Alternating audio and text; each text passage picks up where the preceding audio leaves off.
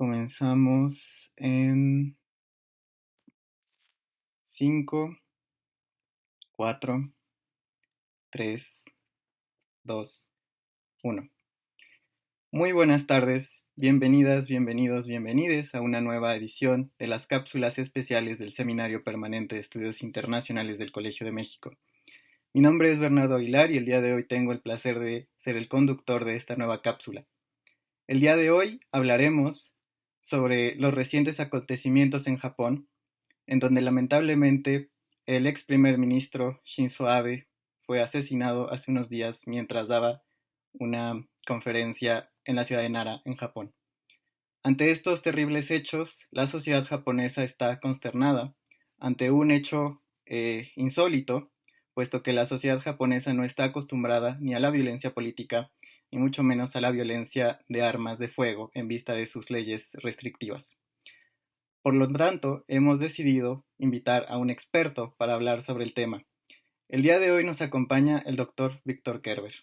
Doctor Kerber, muy buenas tardes. Muchísimas gracias por haber aceptado nuestra invitación. Buenas tardes y me da mucho gusto estar aquí en el seminario. Muchísimas gracias. El gusto es nuestro, doctor. Brevemente voy a presentar al doctor antes de comenzar nuestra conversación. El doctor Kerber es licenciado en Relaciones Internacionales por el Colegio de México, maestro en Desarrollo Económico por la Universidad de Sofía en Tokio y doctor en Ciencias Sociales por el Colegio de Michoacán. Como académico, fundó el Centro de Estudios de Asia-Pacífico en el Tecnológico de Monterrey y en la Universidad de Guadalajara cofundó el Centro de Estudios Japoneses.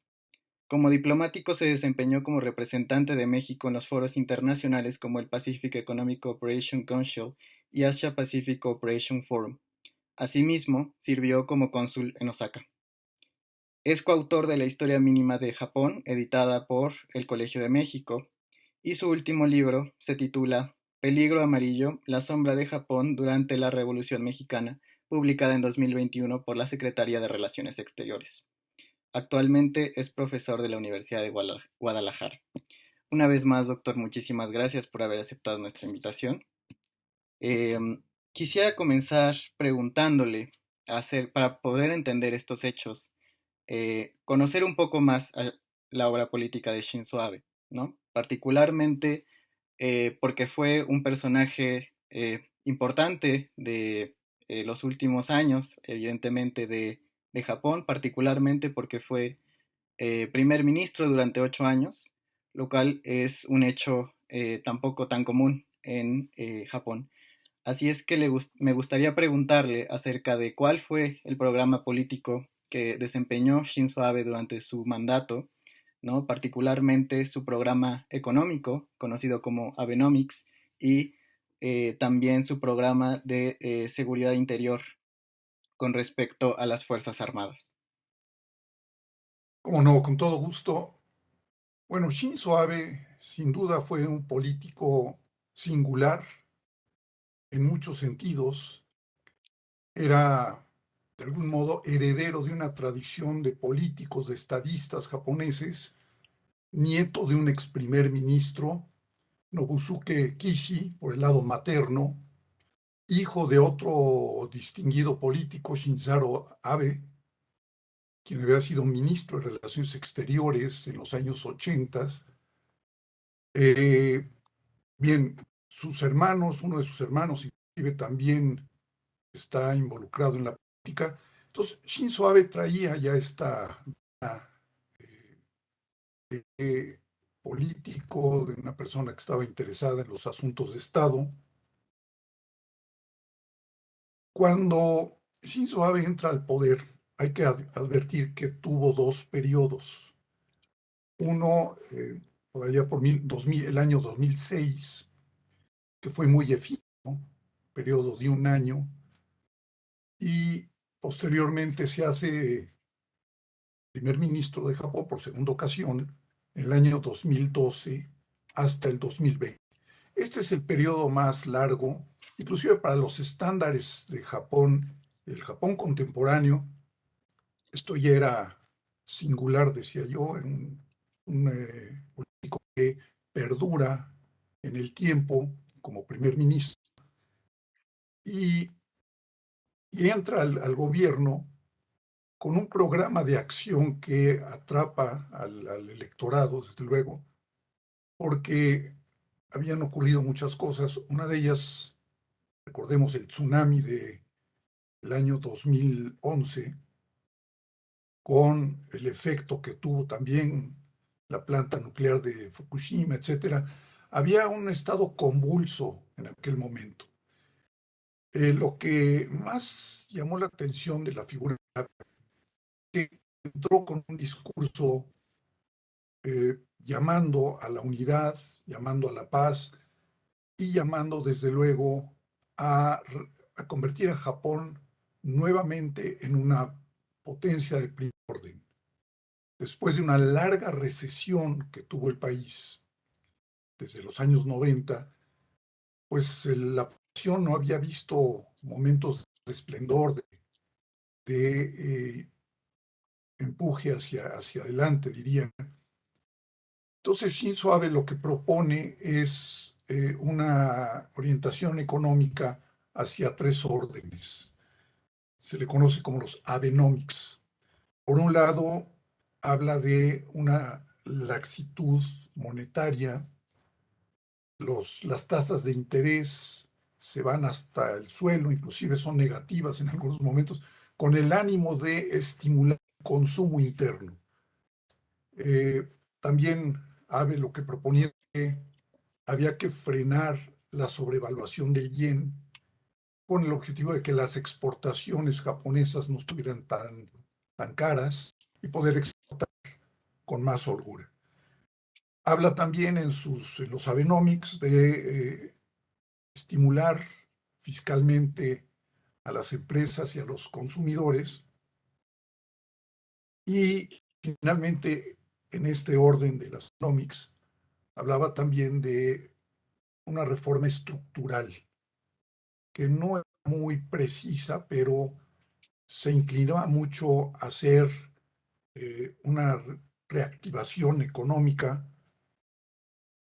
con una serie de parámetros. No quedó muy clara esta parte, pero por lo que toca a lo monetario y fiscal, sí emprendió una serie de acciones que tuvieron algún efecto, sí, pero también un efecto adverso. A final de cuentas, la deuda pública de Japón se disparó a niveles incluso insospechados. 600% del Producto Interno Bruto, ese es el monto de la deuda. Hubo un aspecto que no gustó al público japonés, que fue la aplicación de un impuesto al valor agregado de un 2%, y esto pues también debilitó un poco la figura de Shinzo Abe en el poder. Curiosamente, era una figura carismática. Shinzo Abe tenía un cierto poder de atracción que le permitió incluso reelegirse y salió del primer ministerio de Japón en el año 2020, más por razones de orden personal. Tenía problemas gastrointestinales que tenía que atender, decide renunciar, pero deja en su lugar a un personaje casi incondicional de él, que es Yoshihide Suga, que queda como primer ministro. Entonces, de alguna forma, Abe continuaba ejerciendo cierta influencia en el orden político. Un aspecto importante de la administración Abe fue su política exterior. Aquí sí, el objetivo de Abe era, por un lado, reforzar la alianza que tenía Japón con Estados Unidos y, por otro lado, contribuir a la contención de China, por un lado, y Corea del Norte, que comienza a ser una potencia nuclear. Entonces, basado en este aspecto, Shinzo Abe propone fortalecer a Japón, reforzar a Japón, y para fortalecer a Japón había que hacer enmiendas constitucionales, sobre todo el artículo 9 de la Constitución, que impide a Japón tener un ejército regular como cualquier otro país. Este es un precepto que viene desde la época de la posguerra, un precepto que impusieron inclusive las fuerzas de ocupación al mando de MacArthur y que no había sido posible moverlo. Entonces, Shinzo Abe lo que propone es transformar, reformar la Constitución y convertir en una Constitución pues, al nivel de cualquier otra potencia, con la posibilidad de que Japón contara con fuerzas armadas regulares y con un sistema de seguridad y defensa que pudiera hacer frente al desafío que representaban China, Corea del Norte y, bueno, posteriormente Rusia, pero sobre todo China. Ese era el objetivo. Entonces, así, en grosso modo, el papel de Shinzo Abe fue importante por estos aspectos, por las Abenomics y por su propuesta de fortalecer al país con una enmienda constitucional. Sí, sin lugar a dudas es muy interesante todo lo que nos comenta, doctor. Y justamente quería también preguntarle en materia de política exterior. em, bueno, nos ha llamado la atención, sobre todo como usted ha mencionado ya, el acercamiento que tuvo Shinzo Abe con el gobierno estadounidense, particularmente con Donald Trump. Em, y ya nos ha explicado cuáles fueron sus pues intenciones.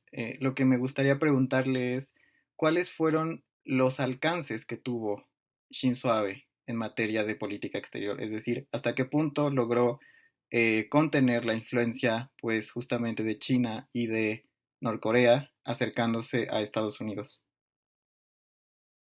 Bien, cuando está Shinzo Abe en el poder, se da la circunstancia de que Donald Trump llega a la presidencia de los Estados Unidos con un discurso marcadamente antichino, de contener a China en el aspecto, en todos los aspectos, o sea, comercial y también militar. China se convierte en el gran enemigo de los Estados Unidos y esto de alguna manera coincide con el punto de vista de Shinzo Abe.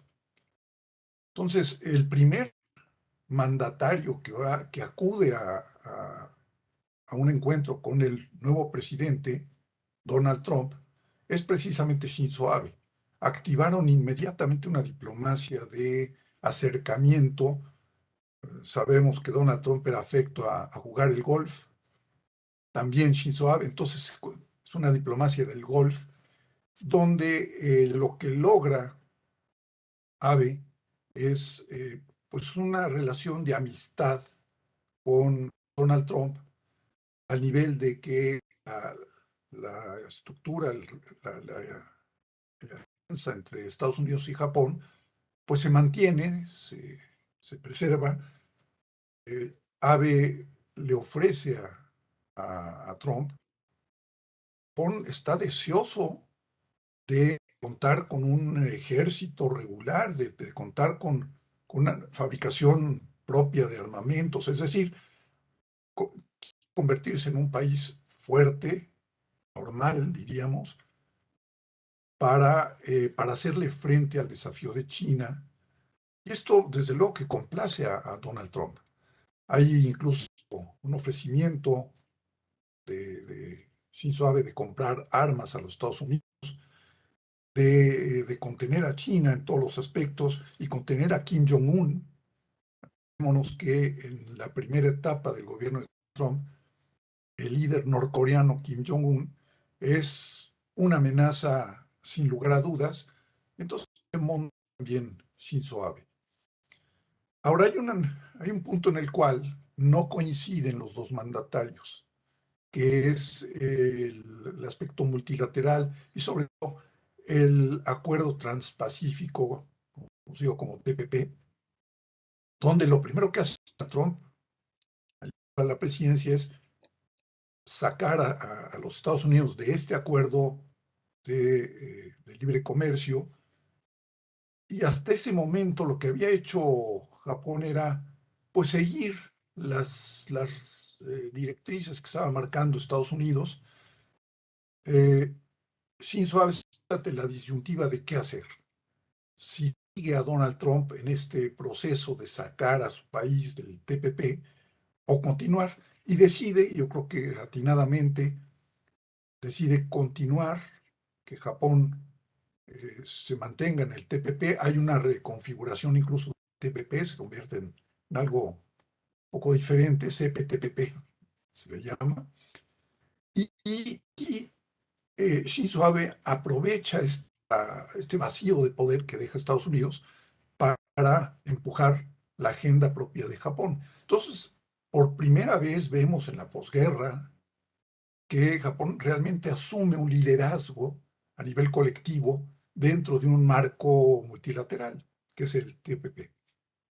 Entonces aquí estamos, Japón procurando, por un lado, mantener la relación con los Estados Unidos, amistad con Donald Trump, y por otro lado, asumiendo un liderazgo en este mecanismo que es eminentemente comercial, que es el CPTPP. Hablando un poco sobre la política interna de Japón, ¿podría hablarnos un poco acerca de cuáles fueron los escándalos, pues justamente que hubo en el año 2020 y que contribuyeron a pues a su renuncia? Y si esos escándalos disminuyeron el carisma o la percepción que tenía la ciudadanía de Japón con respecto a Shinzo Abe. Bueno, como decía hace un momento, Shinzo Abe estuvo en dos momentos como primer ministro. También esto es algo especial porque no se ve el caso de que alguien que fue primer ministro repitiera como tal. En el primer periodo, que fue de un año, hubo algunos escándalos que impidieron que Shinzo Abe continuara después de un año. Incluso por ahí un funcionario fue descubierto haciendo una operación que tal vez aquí en México la veríamos como poca cosa, pero que en Japón sí tenía un impacto y llevó al personaje de Maras a quitarse la vida. El segundo periodo de Shinzo Abe, hubo un escándalo eh, que marcó este momento, que fue cuando su ministra de Defensa, la señora Tomomi Inada, se vio envuelta en un escándalo de prevaricación, de abuso de autoridad y de ocultamiento de información, sobre todo sobre el desplazamiento que estaban teniendo las fuerzas de autodefensa, que supuestamente son fuerzas que son solamente para estar, para operar en los linderos de Japón. Bueno, parece ser que hubo un desplazamiento de las fuerzas de autodefensa al Sudán, en África, y que ocultó esta información. Entonces, esto fue un escándalo, uno de los escándalos que más llamaron la atención en aquel momento. Sin embargo, no podríamos decir que hayan sido de estos escándalos que conmocionan a la sociedad a tal grado que pudiera hacer perder al Partido Liberal Democrático, el partido al que pertenecía Abe, que pudiera perder la conducción de la política. En buena medida también porque la oposición no estaba totalmente desarticulada y sigue como tal. El Partido Liberal Democrático apoyó y se mantiene en el poder hasta la fecha porque en buena medida la oposición no ha sabido estructurar un plan de rehabilitación económica y alternativo a lo que está proponiendo el PLD. Entonces, bueno, pues continúa allí el partido al frente de la política nacional, y dentro del partido Shinzo Abe tenía un papel y empezó a jugar un papel cada vez más determinante como la figura más renombrada, la figura más dominante, podríamos decir, con una capacidad de influir en distintos órdenes. hasta ahí, incluso después de que Shinzo Abe se retira primer ministro, sigue siendo una figura de peso al interior del Partido Liberal Democrático. Decía yo, él es capaz de dejar como sucesor a un incondicional que es Yoshihide Suga, y, y tenía una influencia muy fuerte a nivel del Parlamento, de la dieta. Varios parlamentarios eran ligados a Shinzo Abe. Justamente mi siguiente pregunta tiene que ver con este periodo posterior a la renuncia de Shinzo Abe. Como usted está comentando, pues ahorita durante este periodo mantuvo pues una influencia bastante considerable, eh, y en ese sentido me gustaría preguntarle si podría ahondar un poco más justamente en cómo se muestra esa influencia o de qué manera ejercía esta influencia Shinzo Abe.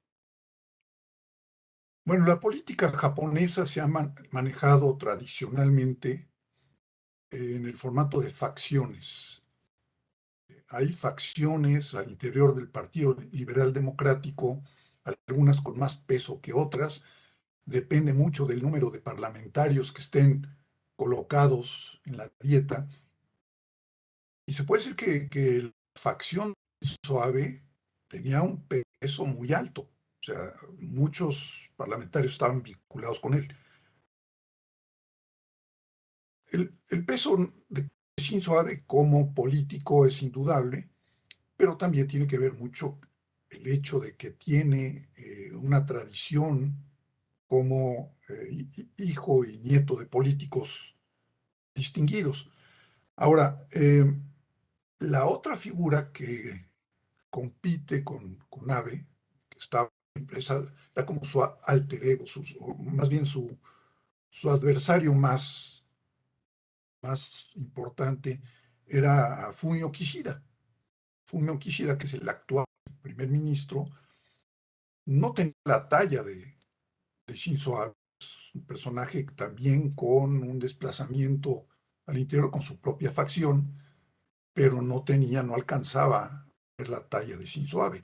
De hecho, las elecciones que se llevaron a cabo el domingo pasado, y para las cuales Shinzo Abe estaba haciendo labor a favor de uno de los candidatos al Parlamento, un personaje también leal a él en la ciudad de Nara, que fue cuando ocurrió el asesinato de Abe.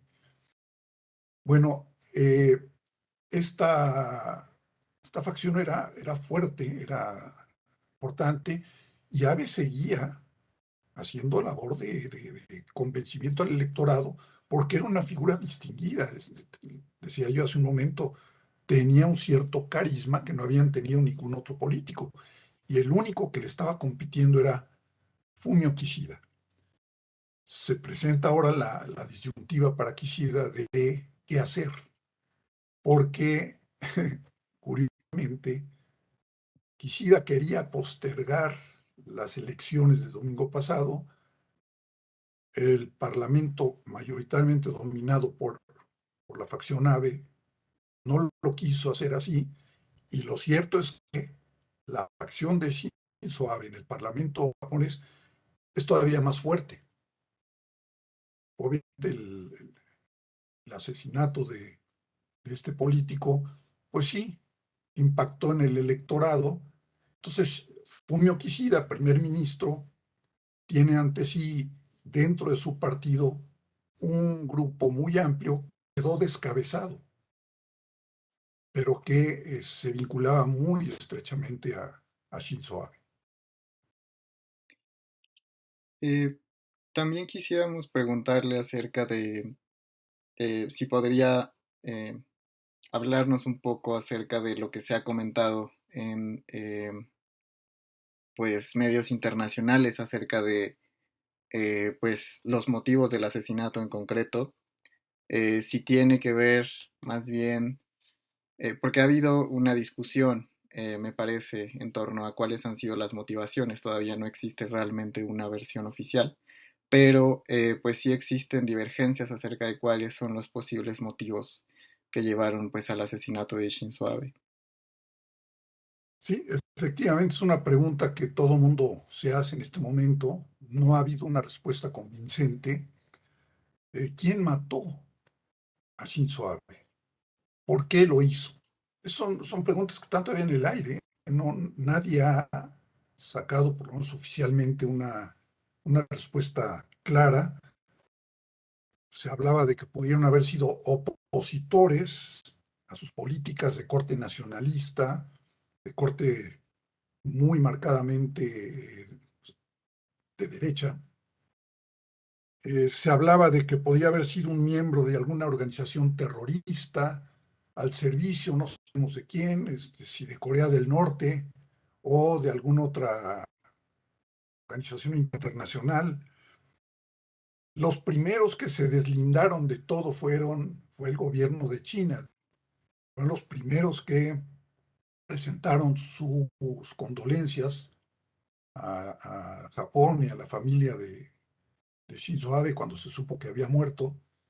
Y de alguna manera dijeron: nosotros no fuimos, no ven para acá, aunque se sabía que China era un poco, se había convertido para el gobierno de Shinzo Abe en el enemigo número uno de Japón. Eh, pues no sabemos si Corea del Norte pudiera haber tenido algo que ver. Es dudoso porque todo apunta hacia algo mucho más banal, como que un joven desempleado, un joven de 41 años, desempleado, tenía cierto recelo contra Shinzo Abe por una razón además que no es muy convincente, pero está. La madre de este señor llamado Tatsuya Yamagami, su madre pertenece a una iglesia, la Iglesia de la Unificación del Cristianismo Mundial, que es una iglesia fundada en Corea del Sur por un personaje inclusive de historia, el reverendo Moon. Entonces ella pertenece a esa iglesia, había destinado cantidades alrededor de 15 millones de pesos, convertido a pesos, a la iglesia, y parece ser que este señor Yamagami tenía cierto recelo contra este hecho, el que su mamá estuviera destinando dinero a esta iglesia. Bueno, ¿cuál es la conexión con Abe? Parece ser que esta iglesia también respaldaba algunas acciones electorales o aportaba fondos a la facción de Shinzo Abe, y que además tiene una trayectoria, la iglesia de la secta Moon, que data de la época del abuelo de Shinzo Abe. Entonces pareciera que había conexiones con esta iglesia desde entonces, y que durante el periodo de Abe hay incluso testimonios gráficos donde Abe conversa con dirigentes de la religión, el grupo Moon. Entonces parece ser que esto es lo que condujo a este señor de Yamagami a emprender una acción de esta naturaleza, un atentado como el que ejecutó. Los pormenores de ese atentado están todavía por saberse, porque todavía hay muchos cabos sueltos. Por supuesto. Eh, en el marco de lo que usted nos ha comentado, doctor, en esta conversación, tomando en cuenta el papel eh, pues preponderante que tuvo Shinzo Abe en la política interior, así como la política exterior de Japón, ¿cuál sería, según usted, las posibles consecuencias tanto a corto como a mediano plazo que podríamos ver pues ante la ausencia de Shinzo Abe en la política de Japón? Obviamente va a haber efectos, porque esto ha sido un magnicidio que nunca se había, en el Japón contemporáneo, no se había dado un caso así, de esta naturaleza. El último que se sabe fue allá por 1960 contra un dirigente de izquierda que estaba compitiendo para ser primer ministro. No había sido un político tan renombrado con una trayectoria tan amplia como la de Shinzo Abe. Definitivamente sí va a haber un impacto porque la sociedad japonesa ha dado por sentado que ahí no pasa nada. Es una sociedad muy segura. Políticos estaban acostumbrados a hacer sus arengas, sus programas públicamente sin ninguna seguridad. Yo creo que esto va a cambiar. Es muy probable que de ahora en adelante cualquier político de mediana talla incluso, pues se vean en la necesidad de contratar seguridad y de establecer cordones de resguardo que no se daban hasta ahora. Entonces, por el lado de la seguridad va a haber un cambio, creo yo, y por el lado de las leyes también, de las legislaturas. Esta posibilidad de fabricar y poseer armas como la que mató a Shinzo Abe, porque fue un arma fabricada en casa, pues tendrá que legislarse al respecto. De hecho, las leyes en Japón son muy estrictas para aquellos que poseen armas de fuego, muy estrictas. Hay que pasar para tener un arma de fuego, incluso un arma de cacería, por exámenes psicológicos. El Estado hace una supervisión muy detallada de quién es la persona que las posee, qué calibre tienen, cuáles son las condiciones, etcétera. Hay un control muy alto, por eso las armas de fuego difícilmente se utilizan en Japón. No es como en Estados Unidos donde se puede comprar un arma. En Japón no. Muchos de los asesinatos que se dan, que son muy bajos, el orden eh, anual, se realizan con armas cortantes, o sea, con cuchillos, etcétera, pero no con armas de fuego. Entonces, el primer insólito de todo esto fue cómo es que una persona, como el señor Yamagami, elabora un arma de fuego en su casa con herramientas rudimentarias básicas, logra acercarse al primer ministro a 3 metros de distancia y detona esta arma con éxito. Este es un gran problema para el establecimiento japonés, porque esto nunca se había dado ni se había pensado siquiera.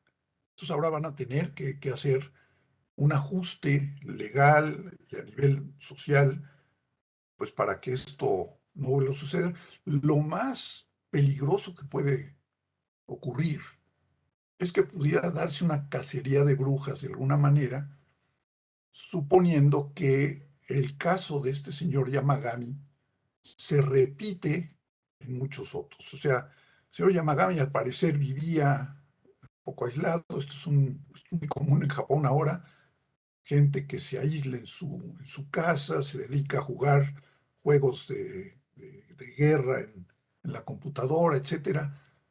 Entonces va a haber necesidad de hacer un ejercicio de mayor vigilancia con respecto a la gente que en su casa puede, pues, fabricar armas o hacer otras cosas. Se sabe que cuando fueron a inspeccionar el domicilio de este señor, se encontraron con que tenía capacidad incluso de fabricar una bomba. Entonces, si alguien puede fabricar una bomba en su casa, pues lo pueden hacer cualquiera, ¿no? Entonces, aquí va a haber un cambio. Y bueno, las ironías del destino. El político Shinzo Abe, que abogaba por el rearme de Japón en gran escala, muere por un arma de fabricación casera en manos de un individuo que todavía no sabemos quién es, cuál es su figura psicológica, quiénes eran sus amigos, etcétera, pero muere en manos de un personaje que es un ilustre desconocido hasta ahora. En una ciudad como Nara, por cierto, se se publicitaba como una sociedad, como una ciudad muy apacible, pacífica. Bueno, aquí ocurrió este magnicidio. Doctor Kerber, muchísimas gracias por haber compartido con nosotros. Lamentablemente, pues esta conversación pues ha llegado a su fin. Le agradecemos una vez más que haya aceptado nuestra invitación y pues no queda más que agradecer también a las personas que nos están viendo, agradecer al equipo de CPI y de las cápsulas especiales. Esperemos que pues nos veamos pronto otra vez. Muchísimas gracias. Muchas gracias a ustedes.